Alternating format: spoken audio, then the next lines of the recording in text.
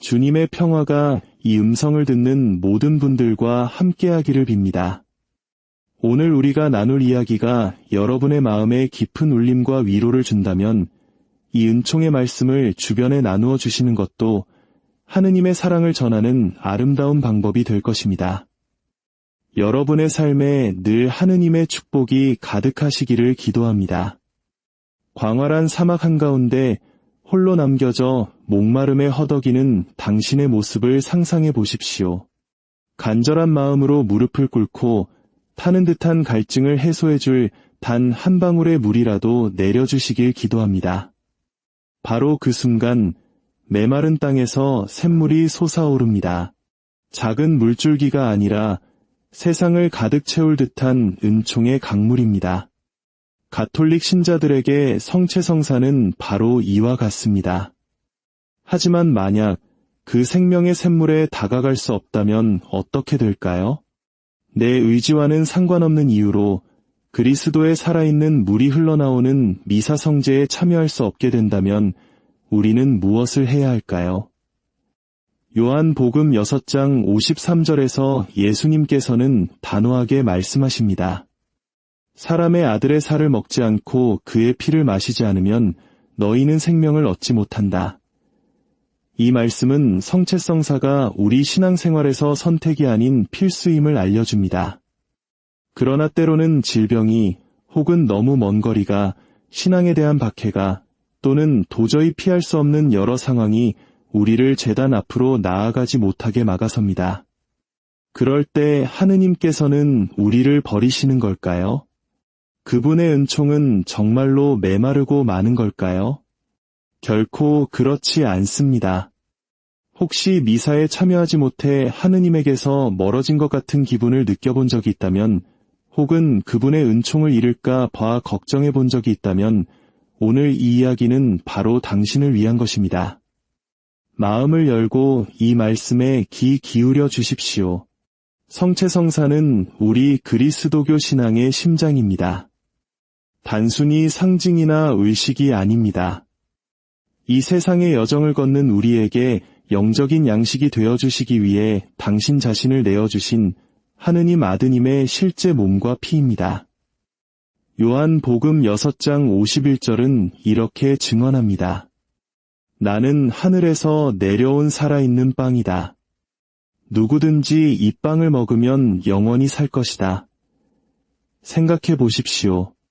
온 우주를 말씀으로 창조하신 분께서 스스로를 낮추시어 우리의 일용할 양식이 되어주십니다.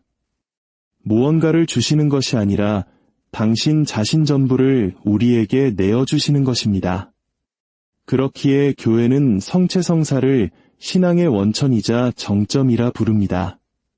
모든 것은 성체성사로부터 흘러나오고 모든 것은 다시 성체성사를 향해 나아갑니다. 미사는 단순한 모임이 아닙니다. 하늘과 땅이 만나는 거룩한 순간이며 천사들이 제단 앞에 무릎 꿇고 성인들이 이 기적을 목격하기 위해 영원에서부터 고개를 숙이는 시간입니다. 그리고 연약하고 부족한 우리 인간이 바로 그 잔치에 초대받습니다. 하지만 바로 여기서 현실적인 문제가 발생합니다. 하느님께서는 주일을 거룩히 지내고 당신의 살과 피를 받아 모시라고 명하시지만 우리의 삶에는 예기치 못한 일들이 일어납니다. 어느 어머니는 아이가 밤새 불덩이 같은 열에 시달려 뜬 눈으로 아침을 맞이합니다. 어느 군인은 먼 타국의 전쟁터에서 보초를 서고 있습니다. 어느 선교사는 성당에 가는 모습이 발각되는 것만으로도 죽음의 위험에 처할 수 있는 곳에서 복음을 전합니다. 여러 개의 일을 하며 홀로 아이를 키우는 부모는 주일 새벽이 오기 전에 지쳐 쓰러집니다. 하느님께서 이런 이들을 보시며 너는 나를 실망시켰다고 말씀하실까요? 절대 그렇지 않습니다. 지혜로우신 우리 교회는 인간의 나약함을 깊이 이해합니다. 모든 결석이 같은 의미를 갖지는 않습니다. 게으름 때문에 미사를 거르는 것과 미사에 너무나 참여하고 싶지만 그럴 수 없는 상황에 처한 것은 하늘과 땅만큼의 차이가 있습니다. 시편 103편 14절은 노래합니다. 우리가 어떻게 만들어졌는지 그분께서는 아시고 우리가 먼지임을 기억하시네. 하느님은 무자비한 심판관이 아니라 자비로우신 아버지이십니다. 이것이 바로 불가능의 원칙이라는 교회의 오랜 가르침이 존재하는 이유입니다. 만약 자신의 통제를 벗어난 상황 때문에 미사에 참여할 수 없다면 죄를 짓는 것이 아닙니다. 하지만 그럼에도 불구하고 여러분의 마음은 성체에 대한 갈망으로 가득 차 있어야 합니다. 마치 사막에서 길을 잃은 자가 물을 꿈꾸듯 어머니와 헤어진 아이가 엄마의 품을 그리워하듯 우리의 영혼은 그리스도를 향한 굶주림을 느껴야 합니다. 성 아우구스티노는 말했습니다. 주님, 저희 마음은 당신 안에서 쉬기까지는 불안합니다. 바로 그 불안함, 그 갈망이야말로 은총이 여전히 우리 안에서 활동하고 있다는 증거입니다. 진짜 위험은 성체에 대한 갈망을 멈출 때 찾아옵니다. 상관없어라며 어깨를 으쓱하는 순간 우리의 영혼은 길을 잃기 시작합니다. 그렇다면 제단에서 멀리 떨어진 채 다른 이들이 성체를 모시는 것을 지켜보며 간절한 마음만 품고 있어야 할 때 우리는 무엇을 해야 할까요? 바로 그곳에서부터 우리의 영적 모험은 시작됩니다.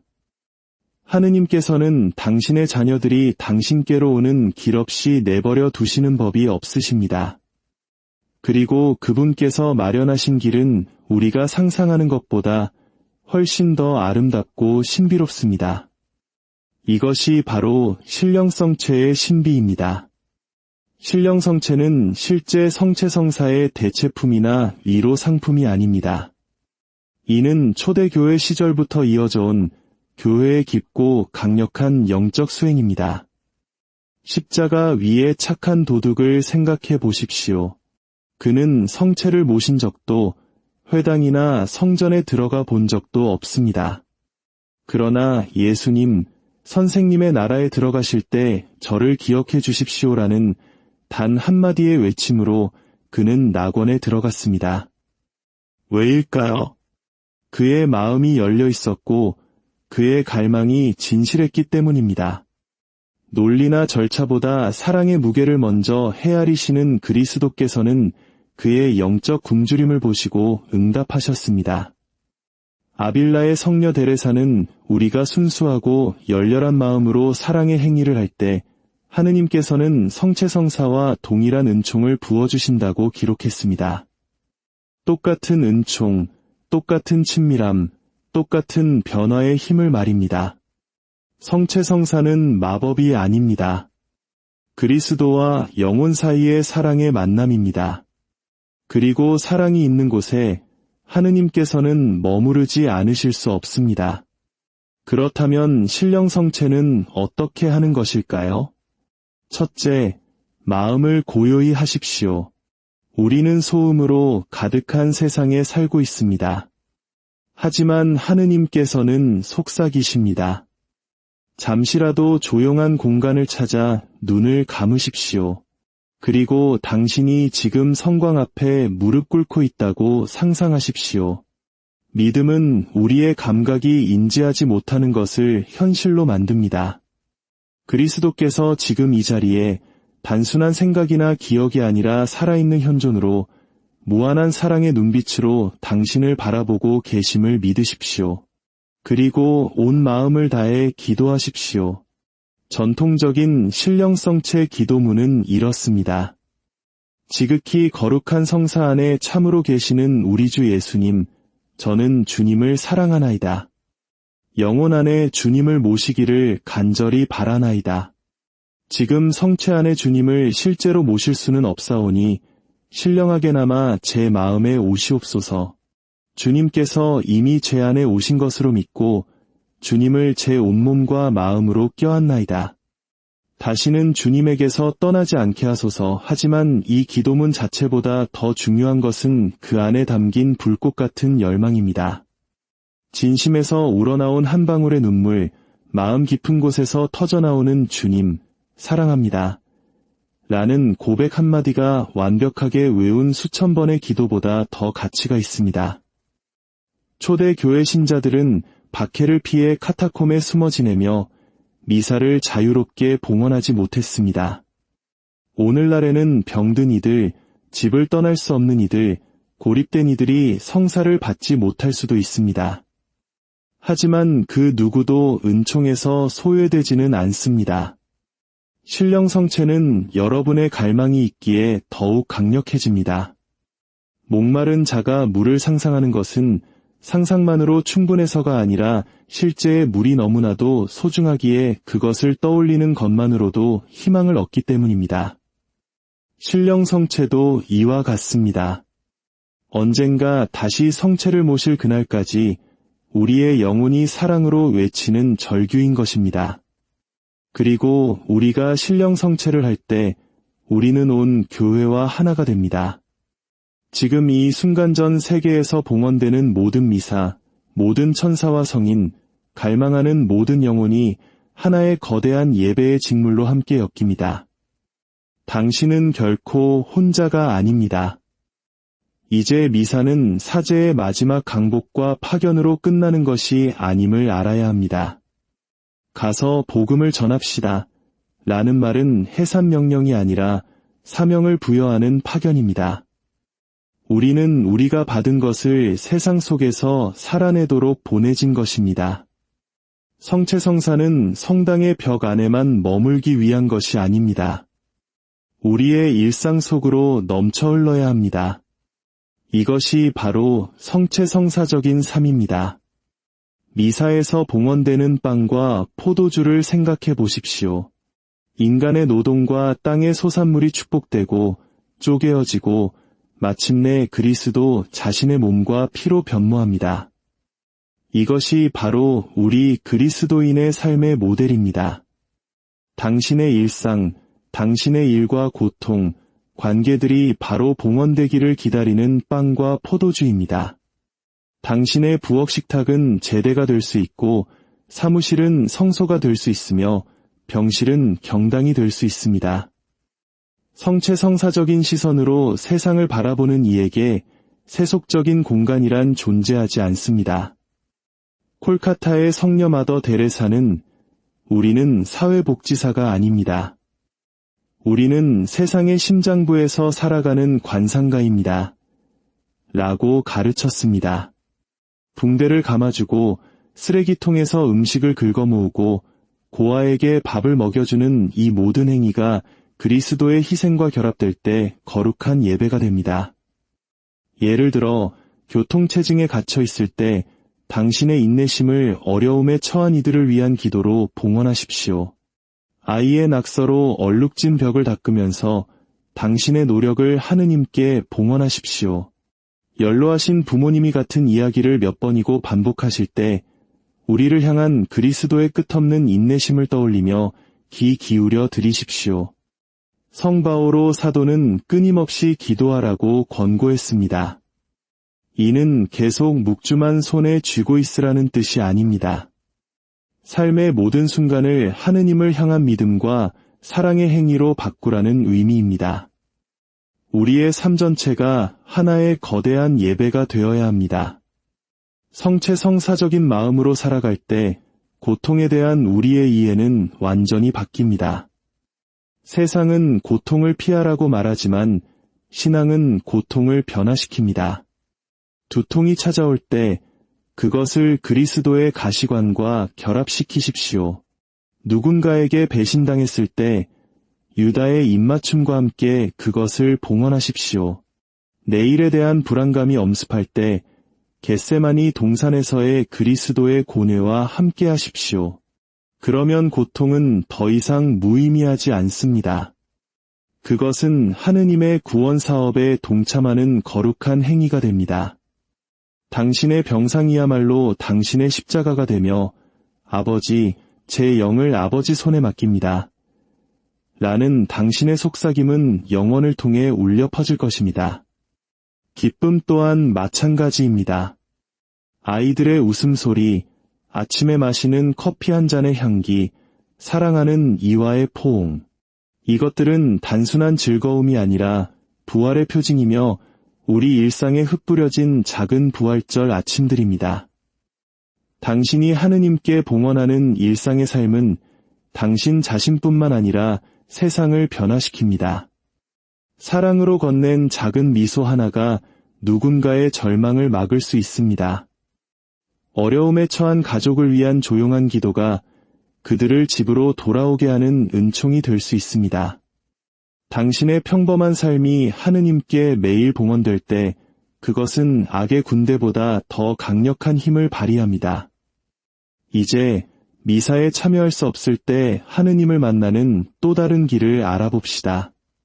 빵과 포도주로 우리에게 오시는 바로 그 하느님께서는 당신의 살아있는 현존을 성경 말씀 안에도 담아두셨습니다. 히브리서 4장 12절은 말합니다. 하느님의 말씀은 살아있고 힘이 있으며 어떤 쌍날칼보다도 더 날카롭습니다. 즉, 성경을 읽을 때 당신은 단순히 옛날 이야기를 읽는 것이 아니라 하느님 자신과 살아있는 대화를 나누는 것입니다. 엠마오로 가던 두 제자를 기억하십니까? 그들은 절망에 빠져 예루살렘을 떠나고 있었습니다.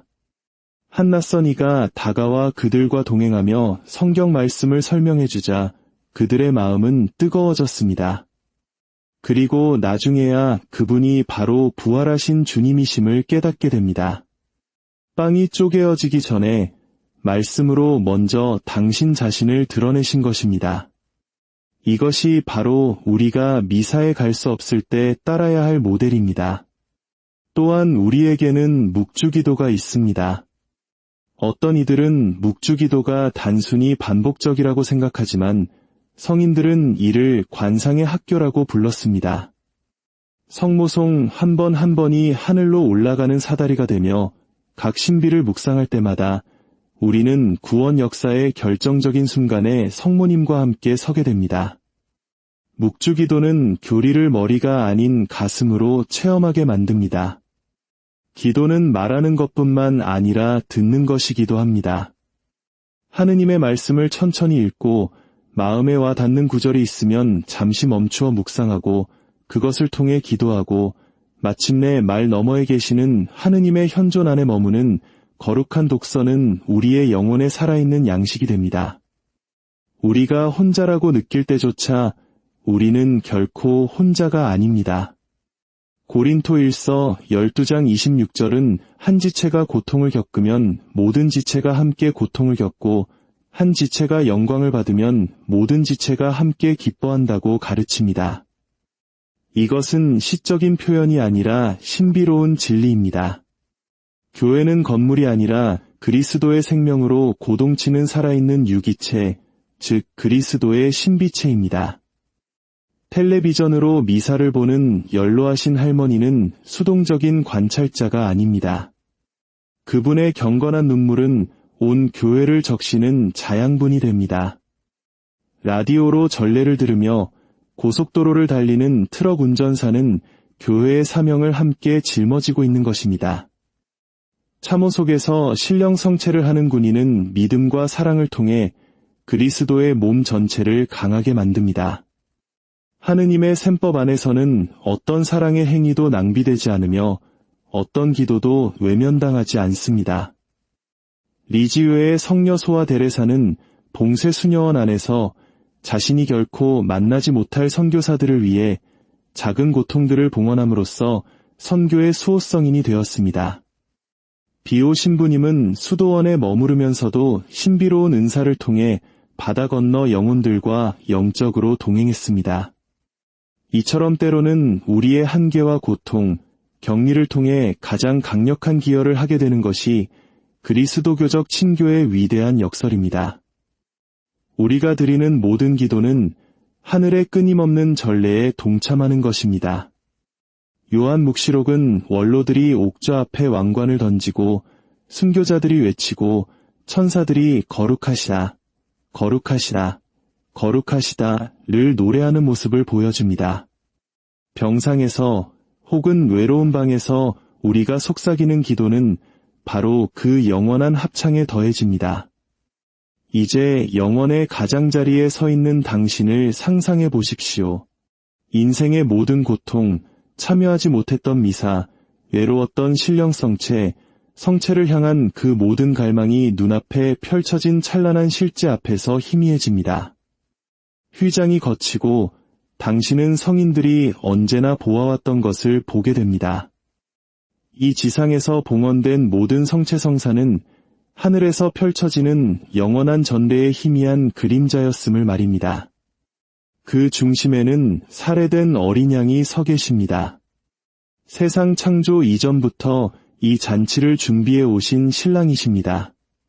우리가 바쳤던 모든 신령성체, 모든 속삭이는 기도, 그리스도의 이름으로 행한 모든 사랑의 행위는 믿음이 눈으로 보는 것으로 희망이 소유로 바뀌는 바로 그 순간으로 우리를 더욱 가까이 이끌어왔습니다.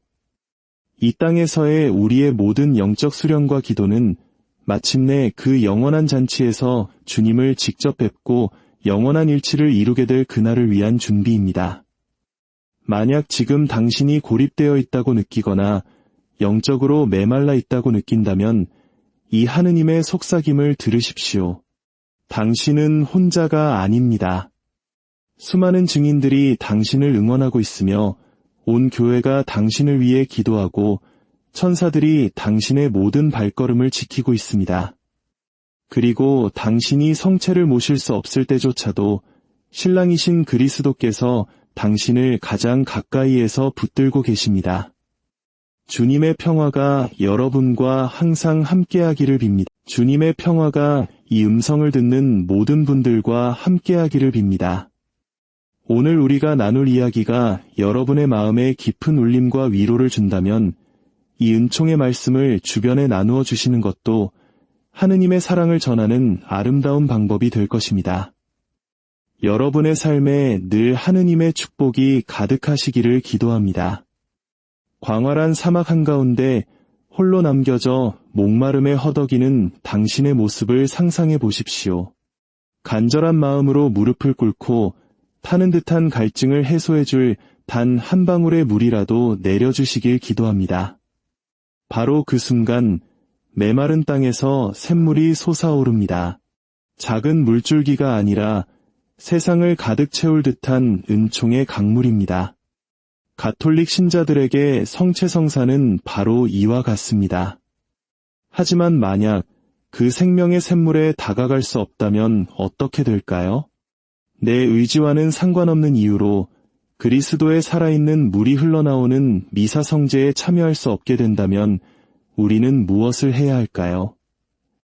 요한복음 6장 53절에서 예수님께서는 단호하게 말씀하십니다.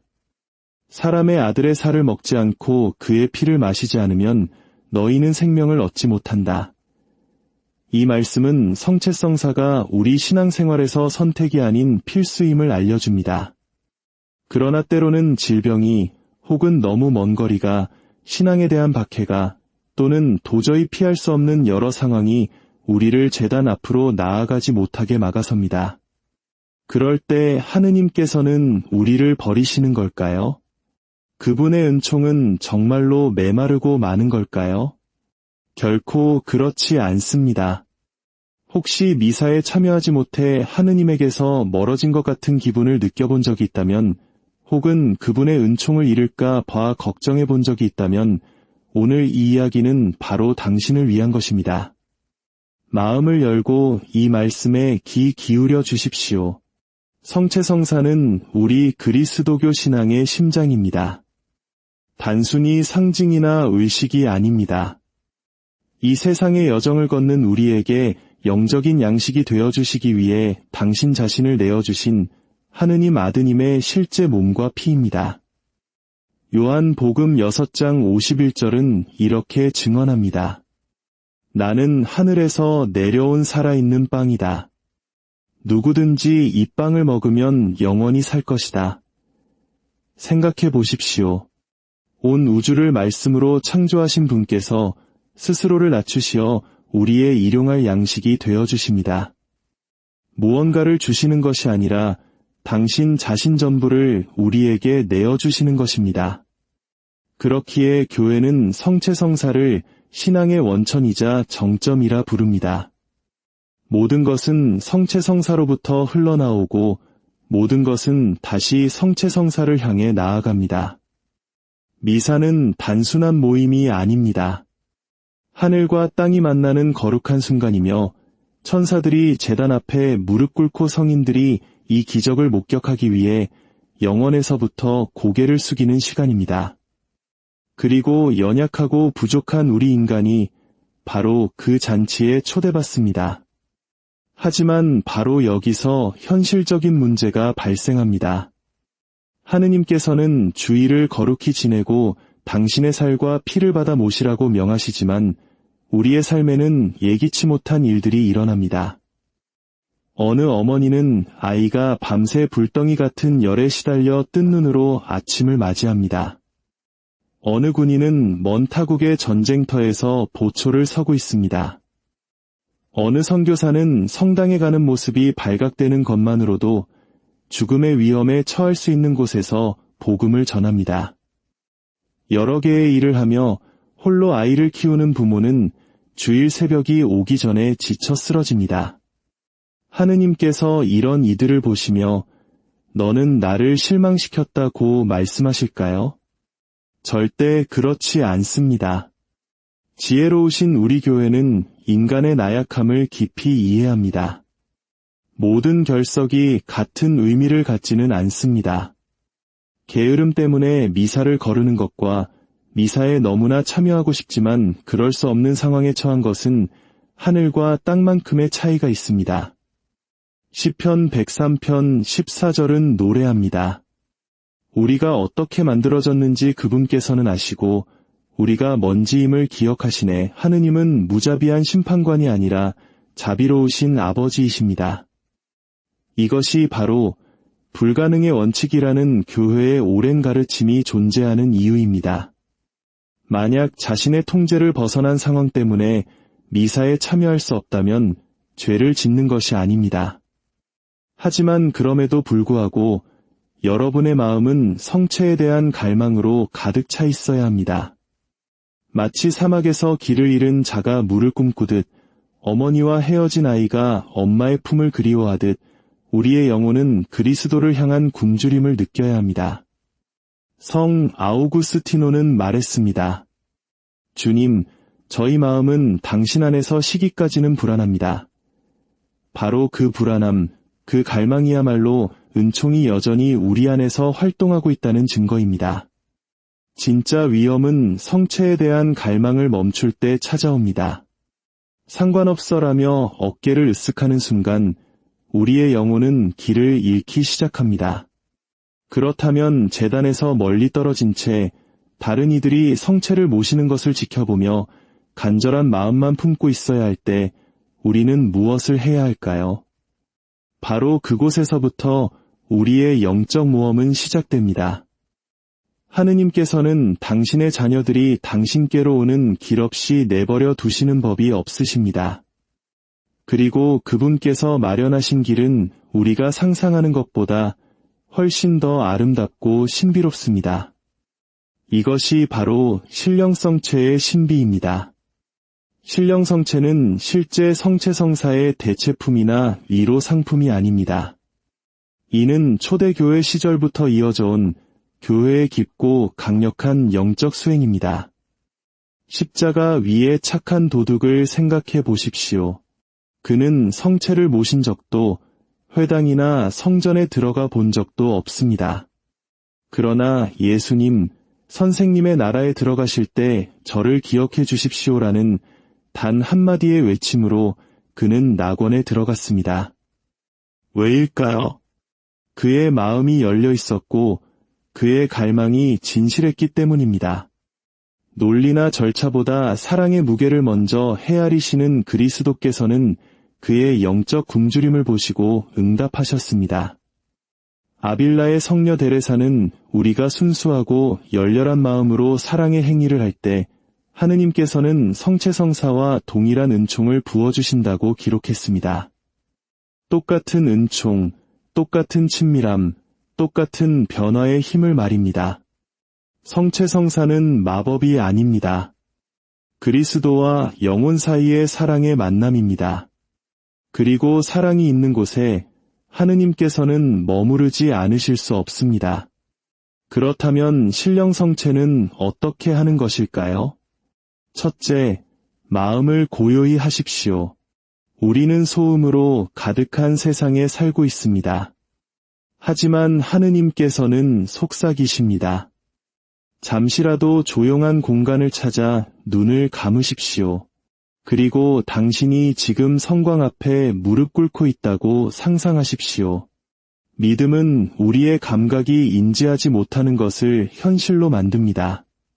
그리스도께서 지금 이 자리에 단순한 생각이나 기억이 아니라 살아있는 현존으로 무한한 사랑의 눈빛으로 당신을 바라보고 계심을 믿으십시오. 그리고 온 마음을 다해 기도하십시오. 전통적인 신령성체 기도문은 이렇습니다. 지극히 거룩한 성사 안에 참으로 계시는 우리 주 예수님, 저는 주님을 사랑하나이다. 영혼 안에 주님을 모시기를 간절히 바라나이다. 지금 성체 안에 주님을 실제로 모실 수는 없사오니 신령하게나마 제 마음에 오시옵소서. 주님께서 이미 제 안에 오신 것으로 믿고 주님을 제 온몸과 마음으로 껴안나이다. 다시는 주님에게서 떠나지 않게 하소서. 하지만 이 기도문 자체보다 더 중요한 것은 그 안에 담긴 불꽃 같은 열망입니다. 진심에서 우러나온 한 방울의 눈물, 마음 깊은 곳에서 터져나오는 주님, 사랑합니다. 라는 고백 한마디가 완벽하게 외운 수천 번의 기도보다 더 가치가 있습니다. 초대 교회 신자들은 박해를 피해 카타콤에 숨어 지내며 미사를 자유롭게 봉헌하지 못했습니다. 오늘날에는 병든 이들, 집을 떠날 수 없는 이들, 고립된 이들이 성사를 받지 못할 수도 있습니다. 하지만 그 누구도 은총에서 소외되지는 않습니다.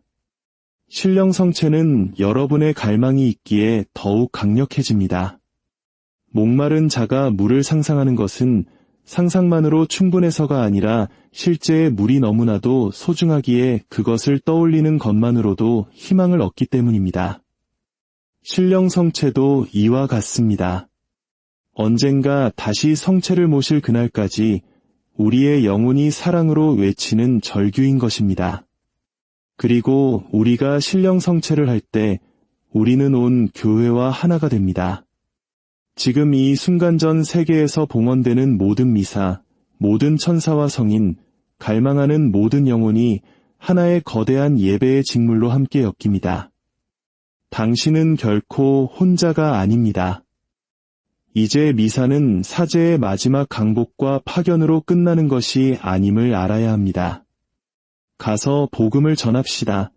라는 말은 해산 명령이 아니라 사명을 부여하는 파견입니다. 우리는 우리가 받은 것을 세상 속에서 살아내도록 보내진 것입니다. 성체성사는 성당의 벽 안에만 머물기 위한 것이 아닙니다. 우리의 일상 속으로 넘쳐 흘러야 합니다. 이것이 바로 성체성사적인 삶입니다. 미사에서 봉헌되는 빵과 포도주를 생각해 보십시오. 인간의 노동과 땅의 소산물이 축복되고 쪼개어지고 마침내 그리스도 자신의 몸과 피로 변모합니다. 이것이 바로 우리 그리스도인의 삶의 모델입니다. 당신의 일상, 당신의 일과 고통, 관계들이 바로 봉헌되기를 기다리는 빵과 포도주입니다. 당신의 부엌 식탁은 제대가 될 수 있고 사무실은 성소가 될 수 있으며 병실은 경당이 될 수 있습니다. 성체성사적인 시선으로 세상을 바라보는 이에게 세속적인 공간이란 존재하지 않습니다. 콜카타의 성녀 마더 데레사는 우리는 사회복지사가 아닙니다. 우리는 세상의 심장부에서 살아가는 관상가입니다. 라고 가르쳤습니다. 붕대를 감아주고 쓰레기통에서 음식을 긁어모으고 고아에게 밥을 먹여주는 이 모든 행위가 그리스도의 희생과 결합될 때 거룩한 예배가 됩니다. 예를 들어 교통체증에 갇혀 있을 때 당신의 인내심을 어려움에 처한 이들을 위한 기도로 봉헌하십시오. 아이의 낙서로 얼룩진 벽을 닦으면서 당신의 노력을 하느님께 봉헌하십시오. 연로하신 부모님이 같은 이야기를 몇 번이고 반복하실 때 우리를 향한 그리스도의 끝없는 인내심을 떠올리며 귀 기울여 들으십시오. 성 바오로 사도는 끊임없이 기도하라고 권고했습니다. 이는 계속 묵주만 손에 쥐고 있으라는 뜻이 아닙니다. 삶의 모든 순간을 하느님을 향한 믿음과 사랑의 행위로 바꾸라는 의미입니다. 우리의 삶 전체가 하나의 거대한 예배가 되어야 합니다. 성체성사적인 마음으로 살아갈 때 고통에 대한 우리의 이해는 완전히 바뀝니다. 세상은 고통을 피하라고 말하지만 신앙은 고통을 변화시킵니다.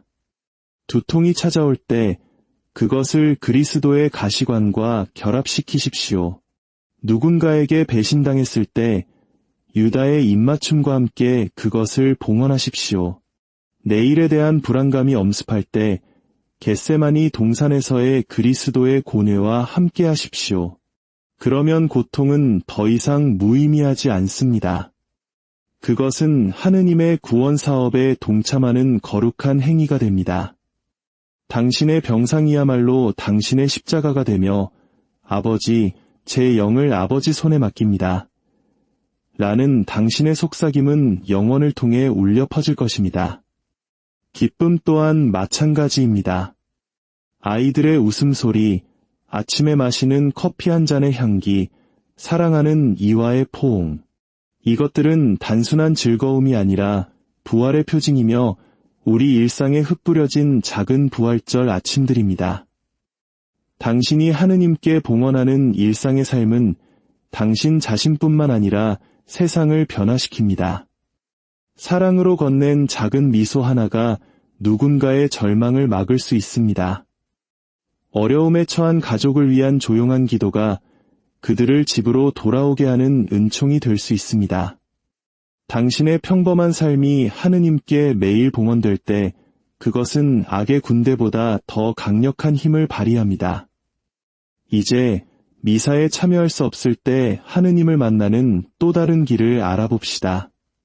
빵과 포도주로 우리에게 오시는 바로 그 하느님께서는 당신의 살아있는 현존을 성경 말씀 안에도 담아두셨습니다.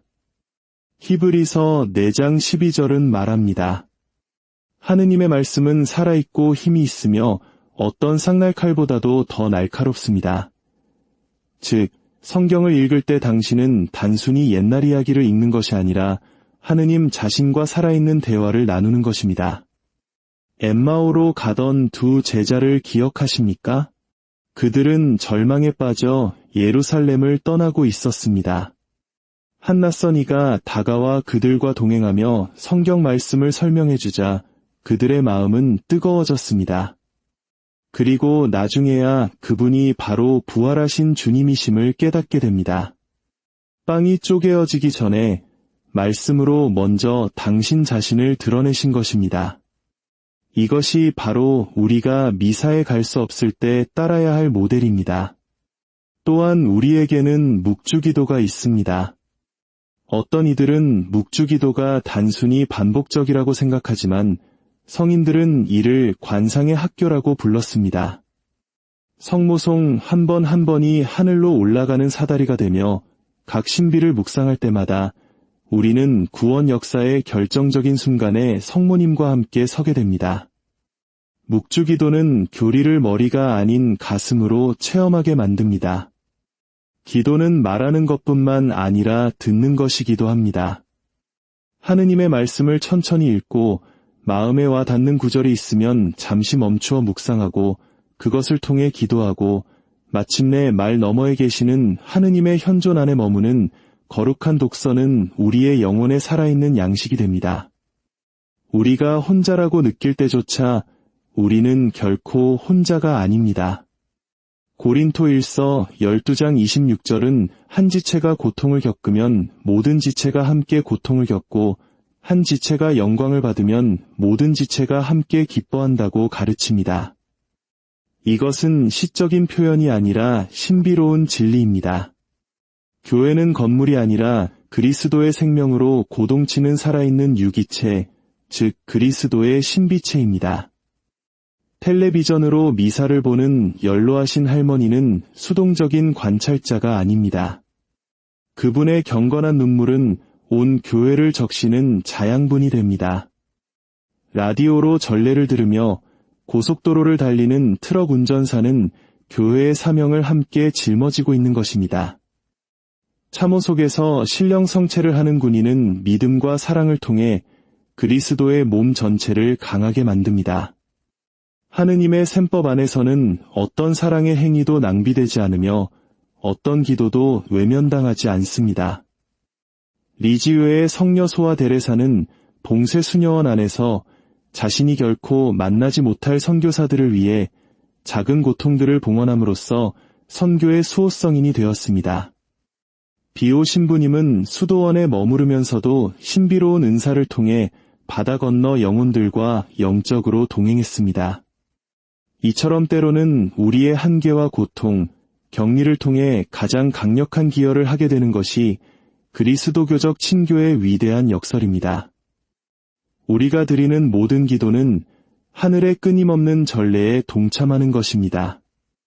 요한 묵시록은 원로들이 옥좌 앞에 왕관을 던지고 순교자들이 외치고 천사들이 거룩하시다, 거룩하시다, 거룩하시다를 노래하는 모습을 보여줍니다. 병상에서 혹은 외로운 방에서 우리가 속삭이는 기도는 바로 그 영원한 합창에 더해집니다. 이제 영원의 가장자리에 서 있는 당신을 상상해 보십시오. 인생의 모든 고통, 참여하지 못했던 미사, 외로웠던 신령성체, 성체를 향한 그 모든 갈망이 눈앞에 펼쳐진 찬란한 실제 앞에서 희미해집니다. 휘장이 걷히고 당신은 성인들이 언제나 보아왔던 것을 보게 됩니다. 이 지상에서 봉헌된 모든 성체성사는 하늘에서 펼쳐지는 영원한 전대의 희미한 그림자였음을 말입니다. 그 중심에는 살해된 어린 양이 서 계십니다. 세상 창조 이전부터 이 잔치를 준비해 오신 신랑이십니다. 우리가 바쳤던 모든 신령성체, 모든 속삭이는 기도, 그리스도의 이름으로 행한 모든 사랑의 행위는 믿음이 눈으로 보는 것으로 희망이 소유로 바뀌는 바로 그 순간으로 우리를 더욱 가까이 이끌어왔습니다. 이 땅에서의 우리의 모든 영적 수련과 기도는 마침내 그 영원한 잔치에서 주님을 직접 뵙고 영원한 일치를 이루게 될 그날을 위한 준비입니다. 만약 지금 당신이 고립되어 있다고 느끼거나 영적으로 메말라 있다고 느낀다면 이 하느님의 속삭임을 들으십시오. 당신은 혼자가 아닙니다. 수많은 증인들이 당신을 응원하고 있으며 온 교회가 당신을 위해 기도하고 천사들이 당신의 모든 발걸음을 지키고 있습니다. 그리고 당신이 성체를 모실 수 없을 때조차도 신랑이신 그리스도께서 당신을 가장 가까이에서 붙들고 계십니다. 주님의 평화가 여러분과 항상 함께하기를 빕니다. 주님의 평화가 이 음성을 듣는 모든 분들과 함께하기를 빕니다. 오늘 우리가 나눌 이야기가 여러분의 마음에 깊은 울림과 위로를 준다면 이 은총의 말씀을 주변에 나누어 주시는 것도 하느님의 사랑을 전하는 아름다운 방법이 될 것입니다. 여러분의 삶에 늘 하느님의 축복이 가득하시기를 기도합니다. 광활한 사막 한가운데 홀로 남겨져 목마름에 허덕이는 당신의 모습을 상상해 보십시오. 간절한 마음으로 무릎을 꿇고 타는 듯한 갈증을 해소해 줄 단 한 방울의 물이라도 내려주시길 기도합니다. 바로 그 순간 메마른 땅에서 샘물이 솟아오릅니다. 작은 물줄기가 아니라 세상을 가득 채울 듯한 은총의 강물입니다. 가톨릭 신자들에게 성체성사는 바로 이와 같습니다. 하지만 만약 그 생명의 샘물에 다가갈 수 없다면 어떻게 될까요? 내 의지와는 상관없는 이유로 그리스도의 살아있는 물이 흘러나오는 미사 성제에 참여할 수 없게 된다면 우리는 무엇을 해야 할까요? 요한복음 6장 53절에서 예수님께서는 단호하게 말씀하십니다. 사람의 아들의 살을 먹지 않고 그의 피를 마시지 않으면 너희는 생명을 얻지 못한다. 이 말씀은 성체성사가 우리 신앙생활에서 선택이 아닌 필수임을 알려줍니다. 그러나 때로는 질병이 혹은 너무 먼 거리가, 신앙에 대한 박해가 또는 도저히 피할 수 없는 여러 상황이 우리를 제단 앞으로 나아가지 못하게 막아섭니다. 그럴 때 하느님께서는 우리를 버리시는 걸까요? 그분의 은총은 정말로 메마르고 많은 걸까요? 결코 그렇지 않습니다. 혹시 미사에 참여하지 못해 하느님에게서 멀어진 것 같은 기분을 느껴본 적이 있다면, 혹은 그분의 은총을 잃을까 봐 걱정해 본 적이 있다면, 오늘 이 이야기는 바로 당신을 위한 것입니다. 마음을 열고 이 말씀에 귀 기울여 주십시오. 성체성사는 우리 그리스도교 신앙의 심장입니다. 단순히 상징이나 의식이 아닙니다. 이 세상의 여정을 걷는 우리에게 영적인 양식이 되어주시기 위해 당신 자신을 내어주신 하느님 아드님의 실제 몸과 피입니다. 요한복음 6장 51절은 이렇게 증언합니다. 나는 하늘에서 내려온 살아있는 빵이다. 누구든지 이 빵을 먹으면 영원히 살 것이다. 생각해 보십시오. 온 우주를 말씀으로 창조하신 분께서 스스로를 낮추시어 우리의 일용할 양식이 되어주십니다. 무언가를 주시는 것이 아니라 당신 자신 전부를 우리에게 내어주시는 것입니다. 그렇기에 교회는 성체성사를 신앙의 원천이자 정점이라 부릅니다. 모든 것은 성체성사로부터 흘러나오고 모든 것은 다시 성체성사를 향해 나아갑니다. 미사는 단순한 모임이 아닙니다. 하늘과 땅이 만나는 거룩한 순간이며 천사들이 제단 앞에 무릎 꿇고 성인들이 이 기적을 목격하기 위해 영원에서부터 고개를 숙이는 시간입니다. 그리고 연약하고 부족한 우리 인간이 바로 그 잔치에 초대받습니다. 하지만 바로 여기서 현실적인 문제가 발생합니다. 하느님께서는 주일을 거룩히 지내고 당신의 살과 피를 받아 모시라고 명하시지만 우리의 삶에는 예기치 못한 일들이 일어납니다. 어느 어머니는 아이가 밤새 불덩이 같은 열에 시달려 뜬 눈으로 아침을 맞이합니다. 어느 군인은 먼 타국의 전쟁터에서 보초를 서고 있습니다.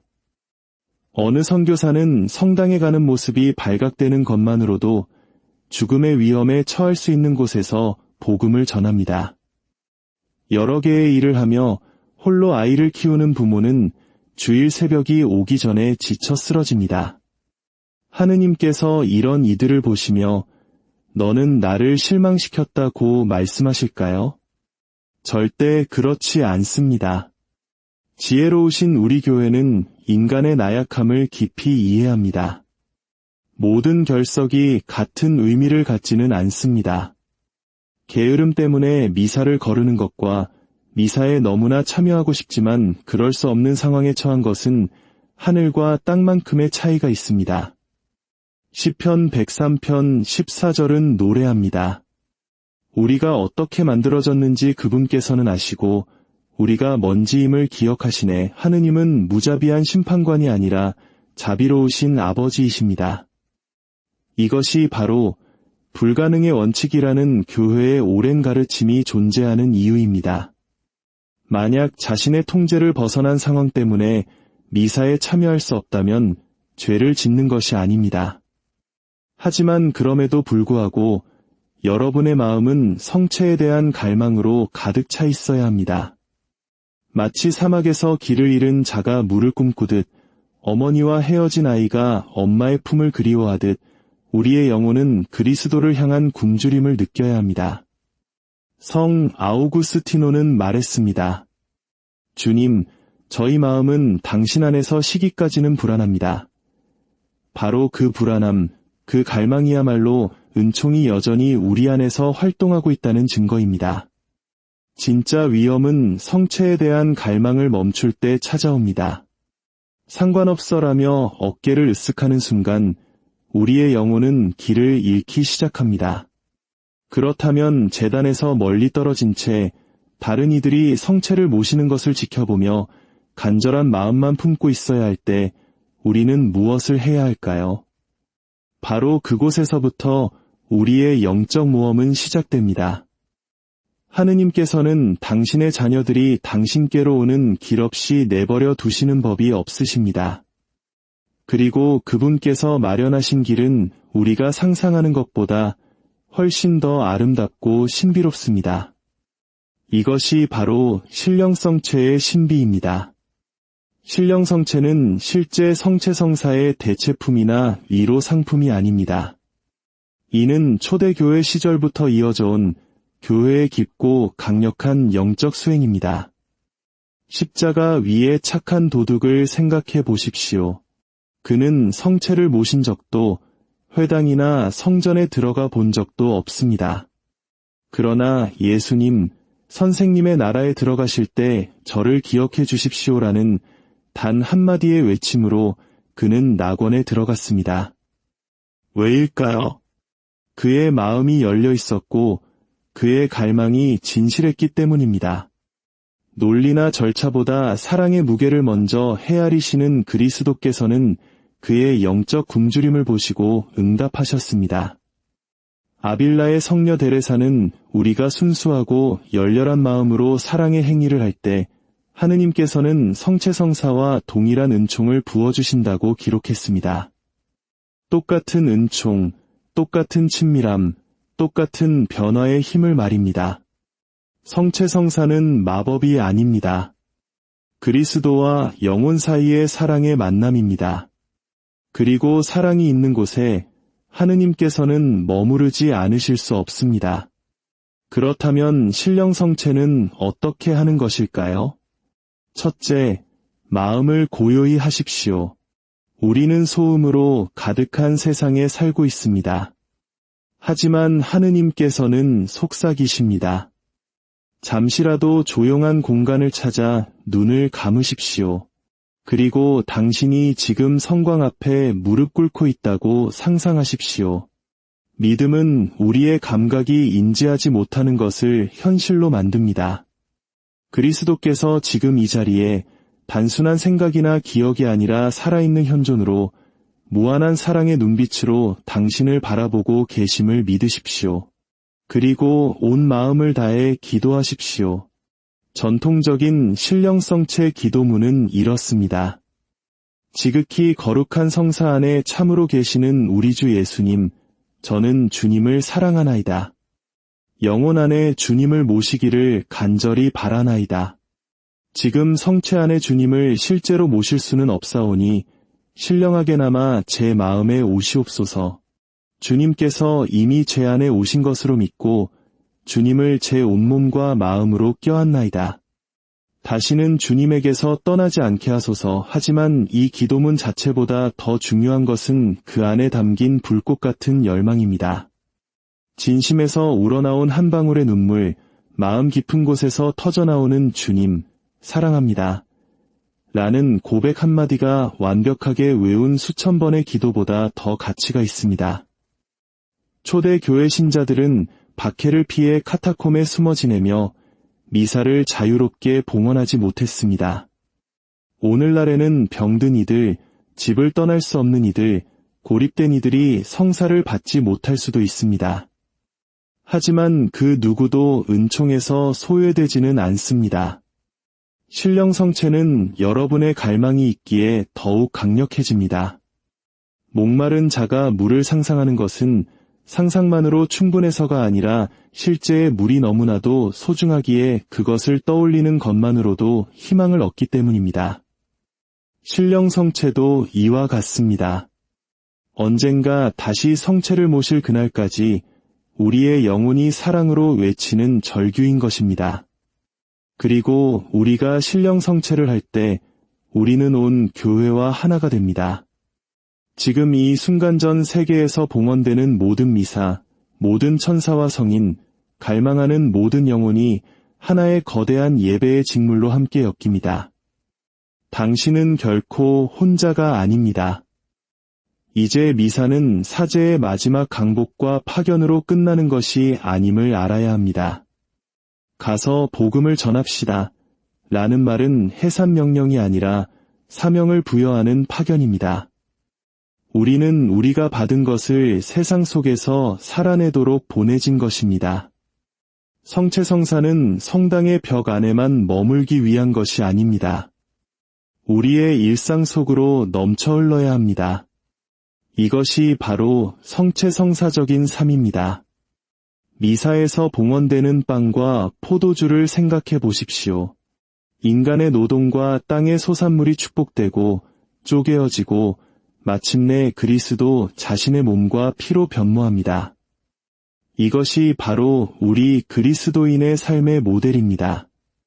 당신의 일상, 당신의 일과 고통, 관계들이 바로 봉헌되기를 기다리는 빵과 포도주입니다. 당신의 부엌 식탁은 제대가 될 수 있고 사무실은 성소가 될 수 있으며 병실은 경당이 될 수 있습니다. 성체성사적인 시선으로 세상을 바라보는 이에게 세속적인 공간이란 존재하지 않습니다. 콜카타의 성녀마더 데레사는 우리는 사회복지사가 아닙니다. 우리는 세상의 심장부에서 살아가는 관상가입니다. 라고 가르쳤습니다. 붕대를 감아주고 쓰레기통에서 음식을 긁어모으고 고아에게 밥을 먹여주는 이 모든 행위가 그리스도의 희생과 결합될 때 거룩한 예배가 됩니다. 예를 들어 교통체증에 갇혀 있을 때 당신의 인내심을 어려움에 처한 이들을 위한 기도로 봉헌하십시오. 아이의 낙서로 얼룩진 벽을 닦으면서 당신의 노력을 하느님께 봉헌하십시오. 연로하신 부모님이 같은 이야기를 몇 번이고 반복하실 때 우리를 향한 그리스도의 끝없는 인내심을 떠올리며 귀 기울여 드리십시오. 성 바오로 사도는 끊임없이 기도하라고 권고했습니다. 이는 계속 묵주만 손에 쥐고 있으라는 뜻이 아닙니다. 삶의 모든 순간을 하느님을 향한 믿음과 사랑의 행위로 바꾸라는 의미입니다. 우리의 삶 전체가 하나의 거대한 예배가 되어야 합니다. 성체성사적인 마음으로 살아갈 때 고통에 대한 우리의 이해는 완전히 바뀝니다. 세상은 고통을 피하라고 말하지만 신앙은 고통을 변화시킵니다. 두통이 찾아올 때 그것을 그리스도의 가시관과 결합시키십시오. 누군가에게 배신당했을 때 유다의 입맞춤과 함께 그것을 봉헌하십시오. 내일에 대한 불안감이 엄습할 때 겟세마니 동산에서의 그리스도의 고뇌와 함께 하십시오. 그러면 고통은 더 이상 무의미하지 않습니다. 그것은 하느님의 구원 사업에 동참하는 거룩한 행위가 됩니다. 당신의 병상이야말로 당신의 십자가가 되며 아버지, 제 영을 아버지 손에 맡깁니다. 라는 당신의 속삭임은 영혼을 통해 울려 퍼질 것입니다. 기쁨 또한 마찬가지입니다. 아이들의 웃음소리, 아침에 마시는 커피 한 잔의 향기, 사랑하는 이와의 포옹. 이것들은 단순한 즐거움이 아니라 부활의 표징이며 우리 일상에 흩뿌려진 작은 부활절 아침들입니다. 당신이 하느님께 봉헌하는 일상의 삶은 당신 자신뿐만 아니라 세상을 변화시킵니다. 사랑으로 건넨 작은 미소 하나가 누군가의 절망을 막을 수 있습니다.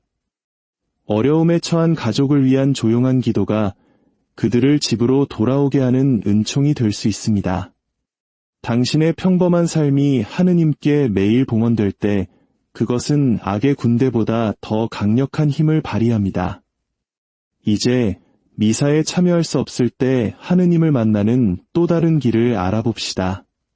빵과 포도주로 우리에게 오시는 바로 그 하느님께서는 당신의 살아있는 현존을 성경 말씀 안에도 담아두셨습니다.